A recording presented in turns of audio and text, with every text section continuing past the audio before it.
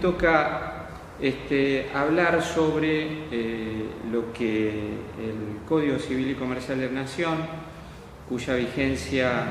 entra en rigor en agosto del corriente año 2015, de aquellas nuevas figuras, ¿no es cierto?, que el artículo 1887 de este nuevo código regula. Aquí hay que tener en cuenta que estas figuras que recepta el artículo 1887 en su enumeración, que mantiene el numerus clausus, no son otras que aquellas que la doctrina venía entendiendo que se le debía dar un marco normativo. La situación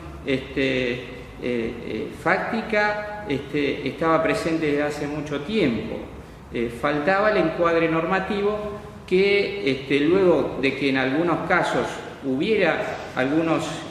intentos legislativos, como es por ejemplo los casos de los barrios cerrados, los countries, o lo que ocurrió con el tiempo compartido, que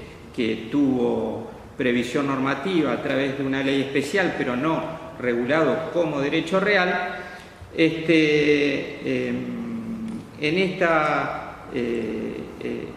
esta regulación que hace el Código Civil y Comercial de la Nación, recepta esa postulación que en mayoría hacía la doctrina de que esto que nosotros llamamos nueva forma de dominio sean receptadas y reguladas como derechos reales. Bien, ¿qué es lo que hace el Código Civil y Comercial de la Nación y qué es lo que vamos a tratar? Vamos a hablar un poquito de lo que son los conjuntos inmobiliarios, el tiempo compartido y los cementerios privados, haciendo básicamente lo que sería un análisis de las previsiones normativas que regulan estas figuras, máxime teniendo en cuenta que eran figuras que no tenían regulación, salvo lo que era la ley de tiempo compartido, que hacía una previsión normativa solamente en lo referido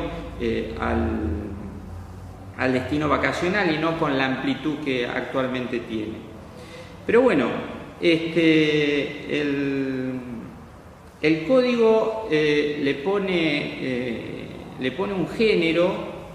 a estas tres formas, porque sin perjuicio que en el 1887 están en el numerus clausus están enumerados cada uno de los derechos reales, en la regulación que hace de cada figura le pone un género que sería conjuntos inmobiliarios, es decir, es un título que englobaría a su vez a estas tres figuras, a los conjuntos inmobiliarios, al tiempo compartido y a los cementerios privados. Bueno, dentro de la claridad que tiene este nuevo código, en materia de conjuntos inmobiliarios, da una conceptualización que estrictamente no sería una definición de los conjuntos inmobiliarios, sino que da toda una serie de supuestos dentro de lo que podríamos enmarcar a esta figura. Entonces, en el concepto dice que conjuntos inmobiliarios son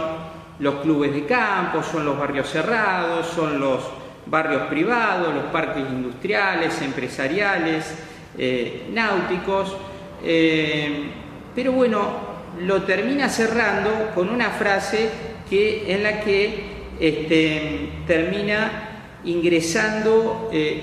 cualquier otro emprendimiento de estas características, porque cuando esta norma dice cualquier otro emprendimiento urbanístico, ahí pueden ingresar otras figuras además de las que menciona la propia norma. Y además también hay bastante amplitud en cuanto al destino, porque el destino puede ser de vivienda permanente, temporaria, laboral, comercial, empresarial, de usos mixtos. Y entonces no solamente nos vamos a ceñir a lo que serían los country club, los barrios cerrados, los barrios privados, sino que también las otras situaciones que podemos encontrar a lo largo y a lo ancho de nuestro país: barrios chacra, torre jardín, shopping center, hipercentro de consumo, incluso algunos mega emprendimientos con destinos mixtos, destino vivienda, y a la vez tienen centros comerciales en los que las unidades privativas, ¿no es cierto?, tienen este destino comercial. Pero bueno, si al conjunto inmobiliario lo tenemos como estrictamente lo hace el Código Civil y Comercial de la Nación, que es como derecho real, y adelantamos que la denominación del derecho, o desde el punto de vista del titular del derecho, sería derecho real de propiedad horizontal especial, sería un derecho real, un derecho principal, un derecho registrable que se ejerce por la posesión, que tiene por objeto una cosa propia y que presenta características similares a lo que es la propiedad o el derecho real de propiedad horizontal. Bueno, después las características que aparecen en el artículo 2074 de los conjuntos inmobiliarios nos termina delimitando lo que sería la conceptualización o caracterización, ¿no es cierto?, de esta figura o de este nuevo derecho real. Y bueno, propiamente estas características son que todos los conjuntos inmobiliarios presentan cerramiento perimetral, presentan la existencia de partes comunes, de partes privativas, parte de uso común, parte de uso exclusivo, la existencia de un reglamento que sería de propiedad horizontal especial, donde aparecen los órganos de funcionamiento, donde aparecen los límites, la restricción a los derechos de los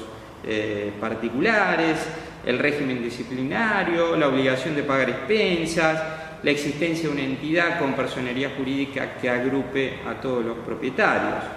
Y bueno, y después algo muy importante que aparece en la última parte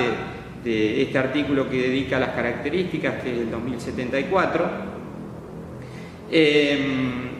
cuando señala que las partes, las cosas y los sectores comunes y privativos y las facultades sobre las mismas son interdependientes, no son independientes, son interdependientes y conforman un todo inescindible, de manera similar o idéntica a lo que ocurre en materia de propiedad horizontal. Y después la otra norma que reviste vital importancia y que podría por ahí generar algún conflicto que el futuro dirá, ¿no es cierto?, si se da o no se da y cuál sería la decisión jurisdiccional al respecto, es el marco legal. El marco legal que aparece en el 2075. Lo primero que prevé la norma no reviste mayores dificultades, puesto que todo lo que refiere a la zonificación del conjunto inmobiliario, los usos, es decir, los destinos, los elementos urbanísticos, está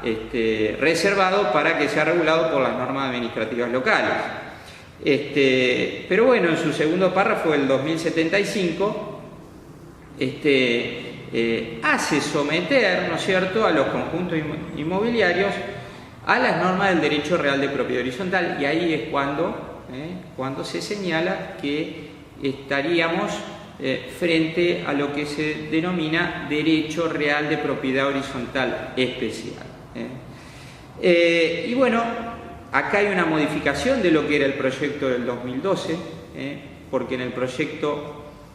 si mal no recuerdo, lo que existía era la posibilidad de sometimiento a derechos personales o coexistencia entre derechos reales y derechos personales. Y bueno, y acá se regula que los conjuntos inmobiliarios preexistentes, ¿no es cierto?, a la aparición del Código Civil y Comercial de la Nación y en su vigencia, lógicamente, tienen el deber, tienen la obligación de adecuarse a este marco legal, es decir, al del derecho de propiedad horizontal especial, que bueno, que el tiempo dirá si hay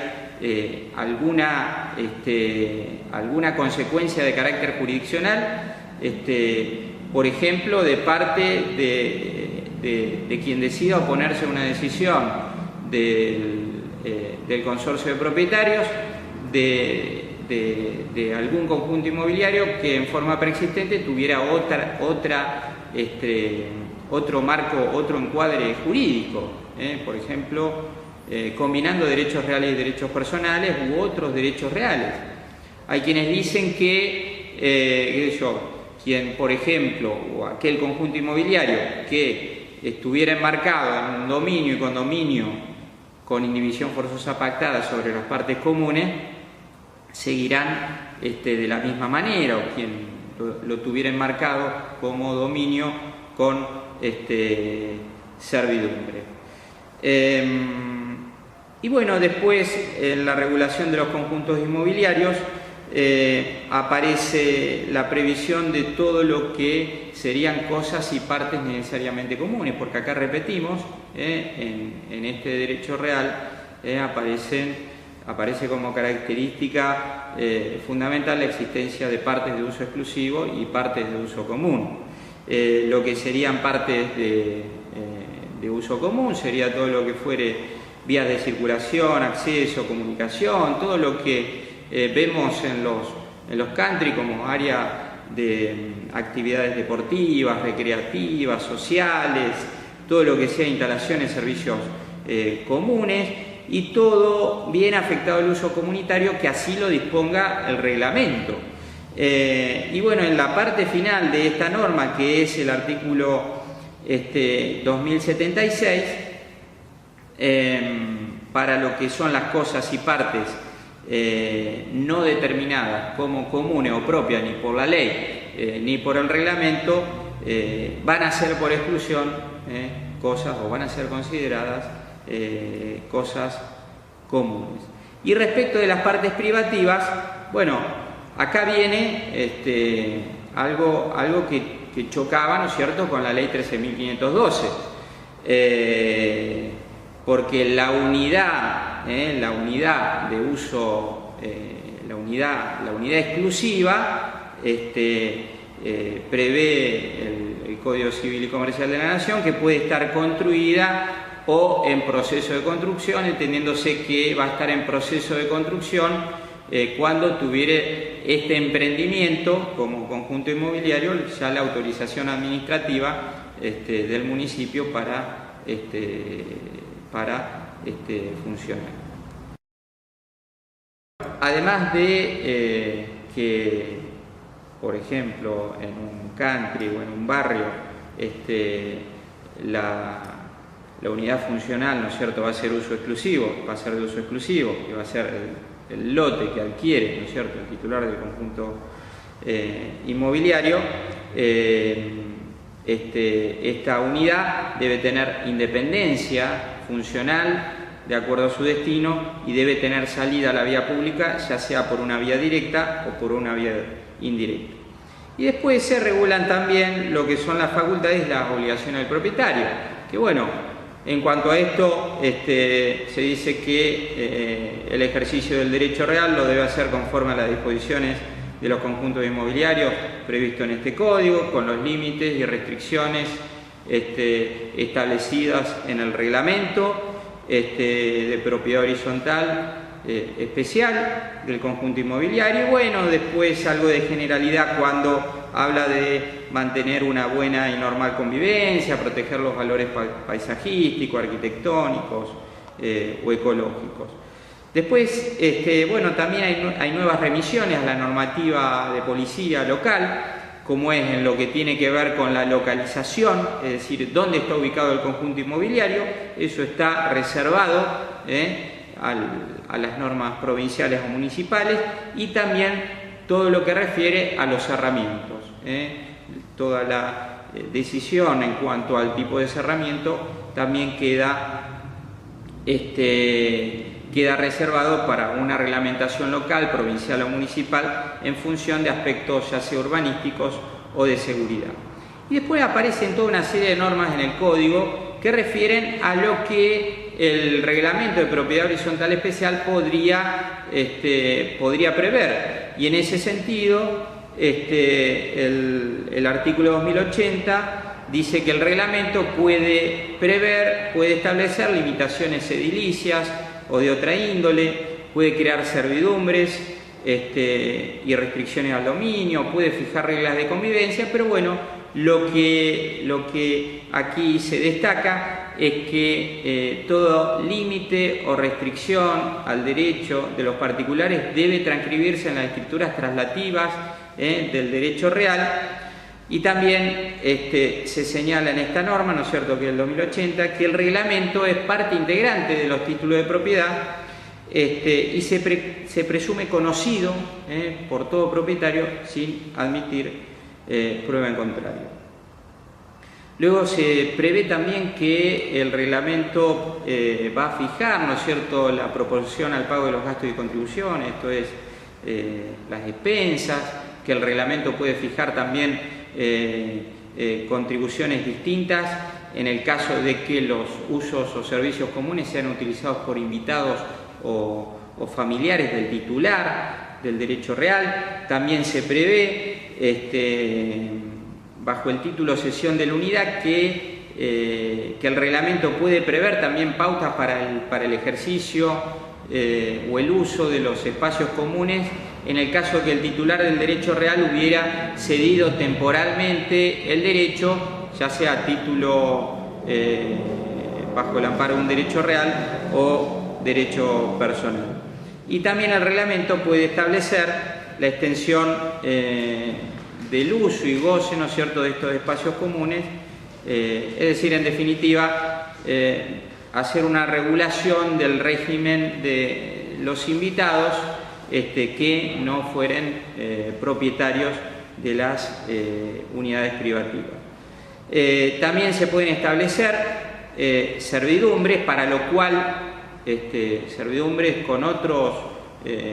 conjuntos inmobiliarios, para lo cual hay que modificar el reglamento y bueno, consecuentemente y mínimamente se van a necesitar la mayoría requerida en el reglamento, que va a ser de 2/3 según está previsto en las normas de propiedad horizontal.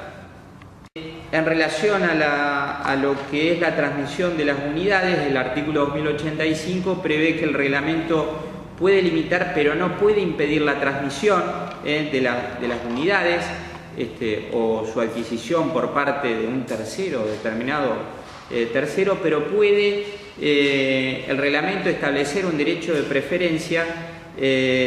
para su adquisición por parte del consorcio o por el resto de los propietarios. Y también se prevé la posibilidad de que el consorcio pueda aplicar sanciones por violación del reglamento, que bueno, generalmente el tipo de sanciones rondan por el lado de las multas, de los apercibimientos o en algunos casos la prohibición de la utilización de algunos servicios de uso común. Bien, después la otra figura, ¿no es cierto?, que aparece en la enumeración del 1887, luego de los conjuntos inmobiliarios, es el tiempo compartido.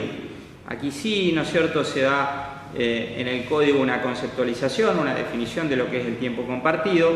que es cuando uno o más bienes están afectados a su uso periódico o por turnos para alojamiento, hospedaje, comercio, turismo, industria u otros fines, y para brindar las prestaciones compatibles con su destino, dice el artículo 2087. Bueno, la fuente de las previsiones que hay acá en esta parte del código están en la ley 26.356 de sistemas turísticos de tiempo compartido. Como podemos ver, lo que la ley preveía era solamente el destino vacacional, y acá en el propio concepto el destino no es solamente vacacional, sino los otros fines que recién mencionamos y que aparecen en el artículo 2087. Y la otra cuestión es que en esta ley no estaba previsto el tiempo compartido como derecho real, y ahora aparece en la enumeración del derecho real. Y no nos olvidemos que, no obstante que respecto a alguna de estas nuevas figuras la doctrina comienza a discutir su naturaleza, si se trata de un derecho real o de un derecho personal, lo que sí el código lo trata como derecho real, lo enumera como derecho real, y le son aplicables las disposiciones generales, las facultades que tiene todo titular de derecho real, ius preferendi, ius persequendi, y su protección a través de las acciones reales que están tratadas metodológicamente al finalizar, ¿no es cierto?, la previsión de cada una de los derechos reales enumerados en el 1887. Bueno, ¿qué bienes integran, ¿no es cierto?, este tiempo compartido según el 2088? Bienes muebles y bienes inmuebles. Y entonces, si lo integran también bienes muebles, esos bienes muebles podrían ser yates, otro tipo de embarcaciones, aeronaves, autos, equipos informáticos, diseños industriales, etcétera, etcétera. Tengamos en cuenta también acá que la ley 26.356 sigue vigente, pero se derogan toda una serie de capítulos de la ley que pasan a estar regulados acá, ¿no es cierto? Y bueno, como derecho real sería un derecho de uso y goce que se da a varias personas sobre un mismo objeto, por turnos o por periodos determinados de tiempo, ya sea por año, por meses, por días, por horas, y generalmente cuando es tiempo compartido con destino vacacional, la unidad va a ser semanal, que puede ser fija o flotante en el año. En cuanto a su duración, es un derecho real perpetuo, puede ser perpetuo, puede ser temporario, y es transmisible por actos entre vivos o mortis causa. Aquí se necesita un acto de afectación de uno o más objetos a esta finalidad, sea bienes muebles o sea bienes inmuebles. Si se trata de bienes inmuebles, el instrumento de afectación debe ser materializado en escritura pública. ¿Y quién está legitimado para hacer esta afectación al tiempo compartido? Bueno, el instrumento de afectación debe ser otorgado por el titular del dominio, y si esta titularidad no coincide con la del emprendedor del tiempo compartido, este es quien debe prestar también el consentimiento. En cuanto a los requisitos para que pueda producirse la afectación, los bienes objeto de la afectación deben estar libres de gravámenes. El emprendedor, el propietario, el administrador y el comercializador no deben estar inhibidos. Hay que destacar acá que las definiciones de cada una de estas figuras aparecen, ¿no es cierto?, en la ley 26.356. Y bueno, se permite también al propietario poder constituir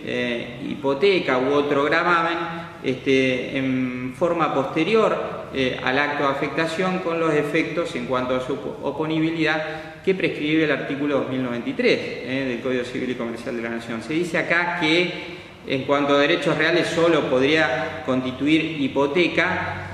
o prenda con registro, pero no prenda común o anticresis, en que no habría, ¿no es cierto?, desplazamiento. Y el instrumento de afectación debe inscribirse en el registro de la propiedad para los casos de los bienes inmuebles o para el caso de los muebles registrables en el registro de que se trate, y también el instrumento de afectación debe ser inscrito en el registro de prestadores y establecimientos afectados a sistema de tiempo compartido previstos en una ley especial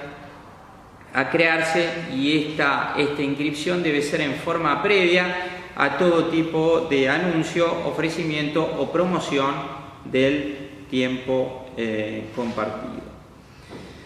Y después aparece algo importante que son, o que es lo referido a los efectos de la inscripción, del instrumento de afectación, pero lo que el código prevé son los efectos de la inscripción en el registro de la propiedad. Y entonces se prohíbe, ¿no es cierto?, a partir de esta inscripción, al propietario, al emprendedor, modificar el destino dado a esos bienes. No obstante lo cual, el emprendedor podrá comercializar los periodos no enajenados bajo otra modalidad. Y también la oponibilidad de los derechos de los usuarios del tiempo compartido a sucesores particulares o universales, terceros, acreedores del propietario o el emprendedor, aún en caso de concurso o quiebra. Y acá lo que se destaca es que quedarían fuera de este efecto de oponibilidad, como el efecto a partir de la inscripción al registro de la propiedad, de todos aquellos bienes que no fueran registrados. Después, a partir de luego de estas previsiones que acabamos de comentar, aparecen algunas normas que refieren a lo que son los deberes del emprendedor, los deberes de los usuarios del tiempo compartido, entre otras, por ejemplo, del lado del emprendedor, establecer el régimen de utilización y administración de los usos y servicios, controlar el cumplimiento de las obligaciones por parte del administrador, habilitar un registro de titulares, garantizar los derechos de los usuarios, y del lado de los usuarios de tiempo compartido, ejercer su derecho conforme a su naturaleza y a su destino. Tiene responsabilidad por daños, tiene la obligación de comunicar a la administración la cesión de sus derechos, abonar las cuotas por gasto del sistema, fondo de reserva y todo otro gasto que se le impute al usuario del tiempo compartido. La administración del tiempo compartido puede ser ejercida por el emprendedor o por un tercero designado por él, pero ambos, en este último caso, serían solidariamente responsables frente a los usuarios del tiempo compartido por la debida gestión y la coordinación del mantenimiento y uso de los bienes. Después también, en otra norma, que es el 2097, artículo 2097, aparecen los deberes del administrador, que bueno, también ahí aparecen varias obligaciones, como son la obligación de conservación de los establecimientos, de las unidades, de los espacios comunes, preservar la igualdad de los usuarios, respetar las prioridades temporales, verificar las infracciones, interponer recursos administrativos, acciones judiciales, llevar los libros, confeccionar y ejecutar el presupuesto de gastos y recursos, cobrar las cuotas por gastos, rendir cuentas, entregar la documentación al cesar su función y también comportarse, así cierra la norma, como lo haría un buen administrador. También se prevé en el artículo 2098, acá hay toda una serie de normas que tienen como fuente directa la ley 26356 de tiempo compartido con destino vacacional. Se prevé el cobro ejecutivo del certificado emanado del administrador por la deuda de gasto del sistema, ¿no es cierto?, que constituye título ejecutivo para accionar contra el usuario de tiempo compartido, previa intimación por el plazo que establezca el reglamento. Y en cuanto a la extinción del tiempo compartido, el tiempo compartido, el vencimiento, ¿no es cierto?, se produce, o la extinción del tiempo compartido se produce por el vencimiento del plazo previsto en el instrumento de afectación, en cualquier momento si no hubo enajenaciones o se rescindieron todos los contratos, y también por destrucción o vetustez. En cuanto a lo que el código prevé, bajo el título Relación de Consumo, establece que la relación entre todas estas figuras que hoy mencionamos, que son el propietario, el emprendedor, el comercializador, el administrador, la relación de estos con el adquirente del tiempo compartido se rige por las normas del consumidor previstas en el código, previstas en leyes especiales. Y después se encuentra bajo el título Derecho Real del Adquirente del Tiempo Compartido una norma en la que se señala que el derecho del adquirente del tiempo compartido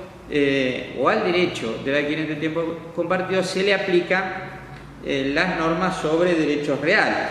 es decir, sin perjuicio que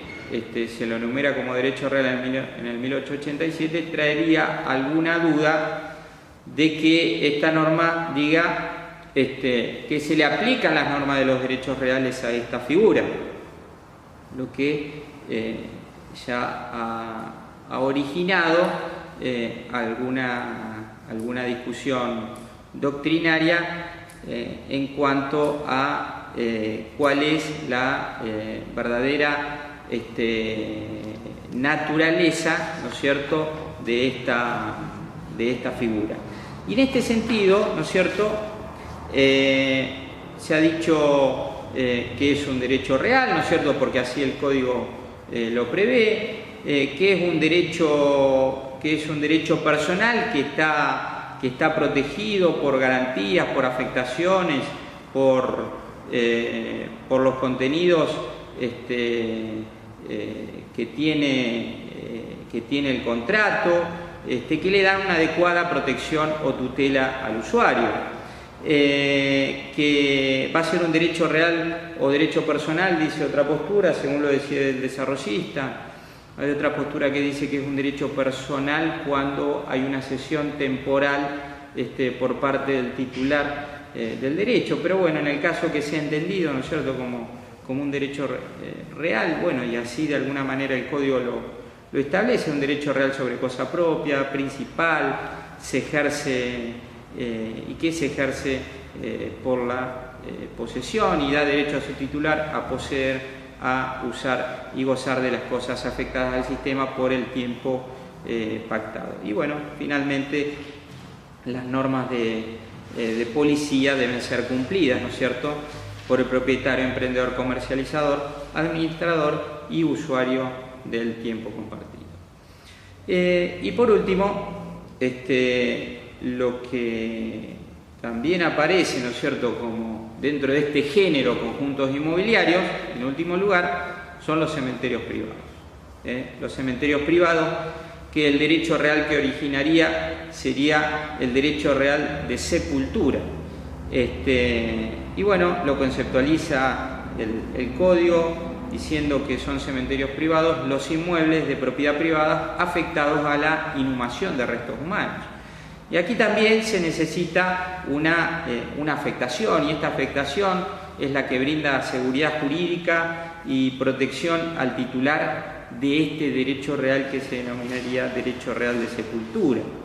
Y bueno, el titular del dominio debe hacer esta afectación a través de una escritura de afectación del inmueble para darle este destino de cementerio privado. Esta escritura de afectación se inscribe en el registro de la propiedad inmueble junto con el reglamento de administración y uso del cementerio, y a partir de su habilitación por parte del municipio, el cementerio no puede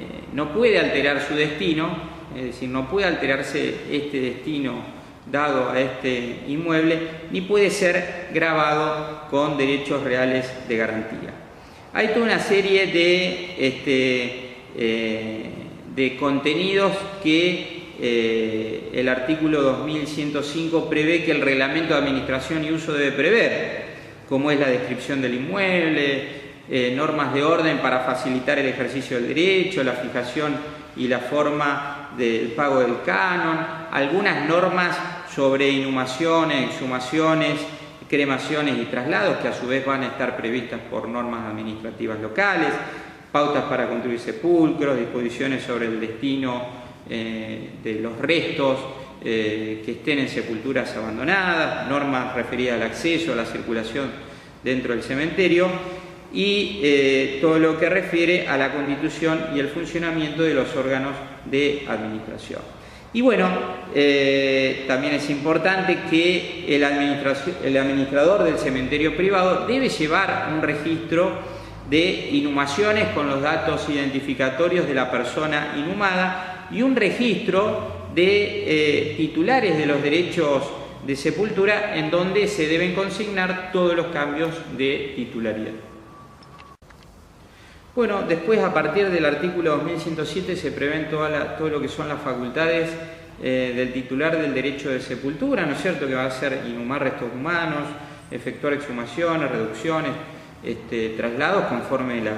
la normativa local, construir sepulcros en su parcela, acceder al cementerio y a la parcela en el horario indicado y utilizar todas las partes comunes del cementerio, oratorios, servicios, parques, instalaciones, etcétera, etcétera. En cuanto a las obligaciones del titular del derecho real de sepultura, bueno, genéricamente se habla que en esta norma 2108 que debe mantener el decoro, la sobriedad, el respeto, contribuir periódicamente con la cuota de servicio, abonar los impuestos, tasas y contribuciones y respetar las normas locales sobre policía mortuoria. La dirección la dirección y administración del cementerio va a estar a cargo del administrador y bueno, como algo importante acá, las parcelas exclusivas destinadas a sepulturas son inembargables, con la salvedad del crédito por el saldo de compra y construcción de sepulcros y por el crédito que pudiera existir en concepto de expensas, tasas, impuestos y contribuciones.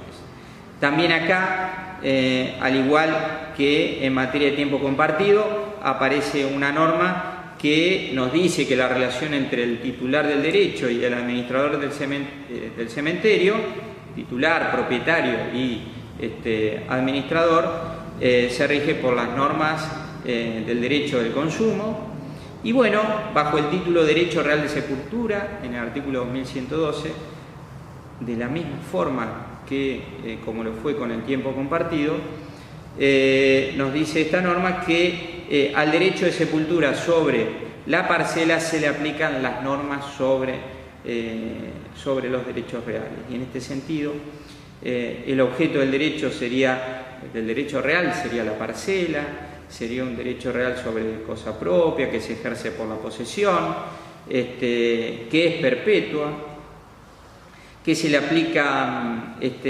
la teoría del título y modo, que es transmisible por actos entre vivos, con mortis causa, que todo lo que tiene que ver con su constitución, modificación y extinción del derecho debe inscribirse en el registro de la propiedad, y hay quienes dicen que podría adquirirse a través del Instituto de la Usucapión derecho real, pero también se dice que sería muy difícil que venga un tercero y proceda a inhumar restos humanos en una parcela en el desconocimiento del administrador del cementerio. Y finalmente el 2113 prevé que el administrador, los titulares del derecho real de sepultura y los visitantes deben cumplir con todas las normas, leyes, reglamentos nacionales, provinciales y municipales relativas a la policía.